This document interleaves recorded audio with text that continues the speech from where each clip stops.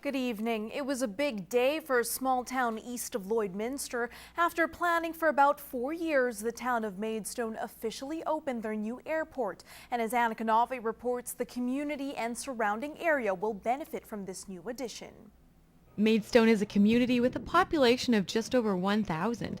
Gary Taylor, the reeve of the area, says one of the biggest reasons for building the airport was for safety, and it has already been an asset. First and foremost, though, we wanted it for the air ambulance. The air ambulance used to fly in here years ago, and then it wasn't good enough. So now that we've upgraded it, they can fly in. Comments were made that all it has to do is save one life and it'll pay for itself, and it's already done that, even before we've had our official opening. The site was initially built for local agricultural purposes like crop dusting and spraying.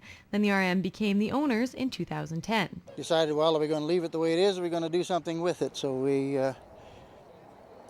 decided, well, we'd expand it for so that one thing is for corporate jets to come in from Calgary. We do fund about $1.9 million annually to these small type airports, and Maidstone this year will receive under the CAP program about, I think it's $16,250 towards a GPS and a weather watch system. So yeah, we're very proud of this. The final cost for the whole project was just over $1 million. Doak believes it will be good not only for offering another amenity in the community, but also for work purposes.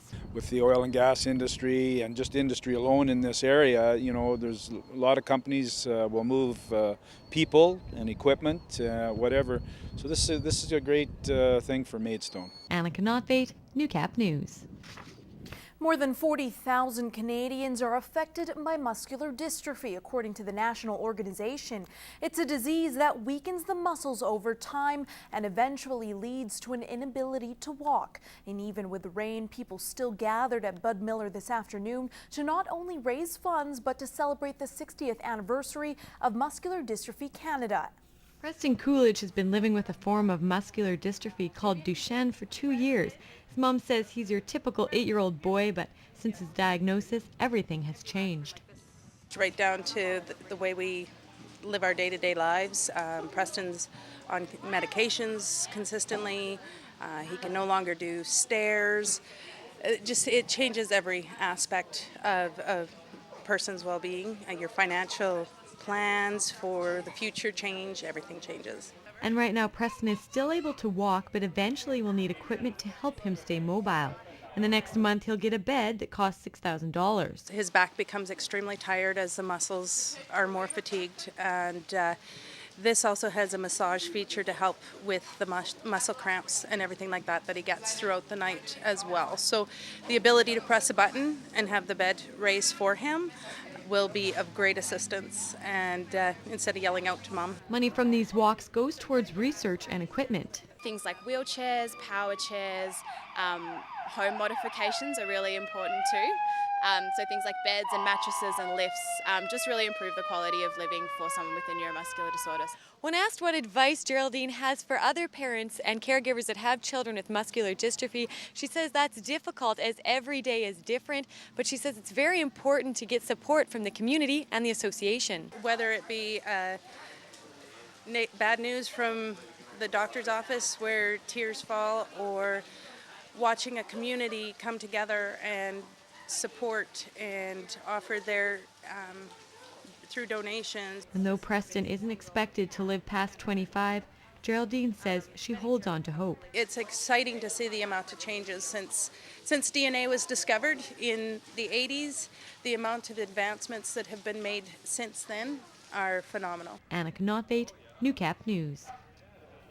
Swimming, biking, and running. It was a battle of the best at the first ever ATB Financial Lloydminster Triathlon on Friday. Several schools around the region participated in the Kids of Steel race, with hundreds of kids aged 6 to 15 competing. And they're off. 13 teams went head-to-head at the first ever triathlon in the border city, and for many of the kids it was a challenge they were ready for. I did swimming for 6 laps, then I biked 6K, then I ran 2K. Swam 6 lengths in the pool, and then I biked 3 laps of the 2K bike ring, and then I ran 2 laps of the run. The enthusiasm's just great. It's so neat to see from like what I did when I started out in triathlon. There was nothing like this. You know, it was a very, very small sport. To see this many kids out today is just fantastic. Mike Neal is a former professional triathlete himself and believes it's important kids play a variety of sports when they're young. I think it's good that they do this, but I think it's good that they go out and play baseball and soccer, and this they use this to complement everything else that they're doing. The course was so well marked. There was just such a good feeling and a good atmosphere for the participants and also the parents who were all cheering on their kids. And it was just a wonderful event.